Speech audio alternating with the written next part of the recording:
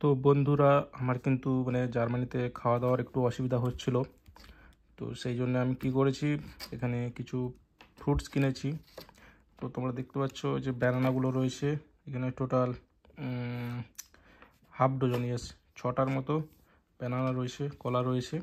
তো এগুলো 2.4 ইউরোর মতো নিয়েছে ব্যানানাটা, কলাটা।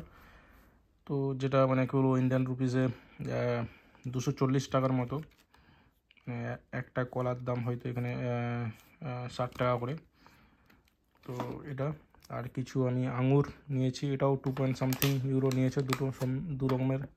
দু রকমের আঙুর রয়েছে। তো আমি বেশিরভাগই মানে কেবল ফলসই খাচ্ছি, ফ্রুটস খাচ্ছি, ফল রয়েছে। তো ওখানে একটা অ্যাপেল রয়েছে, তোমরা দেখতে পাচ্ছ।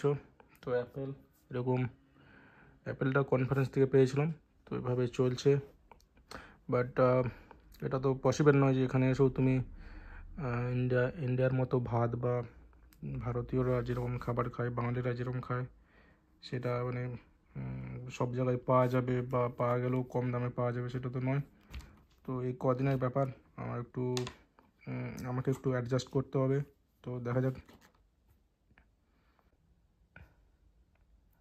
তো আরেকটা ব্যাপার, যারা মানে জার্মানিতে আসবে ইন্ডিয়া থেকে, তাদের জন্য একটি বিষয় বলে রাখা, যে এখানে আসার সময় কিন্তু যে আমরা নর্মাল যে আমরা প্লাগ ব্যবহার করি মোবাইল বা কোনো ডিভাইস চার্জ দিতে, তো সেগুলো কিন্তু কাজ করবে না। কারণ তোমরা এখানে দেখতে পাচ্ছ, এখানে যে প্লাগ ইনের পয়েন্ট যেটা রয়েছে, এটা কিন্তু ইন্ডিয়ানদের মতো নয়, ভারতে যেরকম প্লাগ রয়েছে সেরকম নয়। তো তার জন্য কী করতে হয়েছে, আমাকে একটা এক্সট্রা ট্রাভেল অ্যাডাপ্টার নিয়ে আসতে হয়েছে।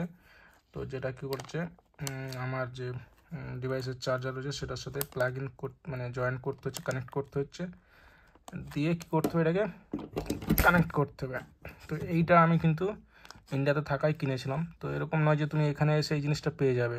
তো এটা পাওয়া যাবে না সম্ভবত এখানে। তো এটা আমি ইন্ডিয়া থেকে কিনে নিয়ে আসছিলাম। যারা ট্রাভেল করতে চাও ইউরোপে, তাদেরকে টাইপ এফ, মানে জার্মানিতে এফ, যে টাইপ এফ প্লাগ, এগুলো বেশি ইউজ হয়। তো এরকম একটা কিনতে হবে, এই ব্যাপার। চলো আরও কিছু বলতে থাকবো, ততক্ষণ বাই।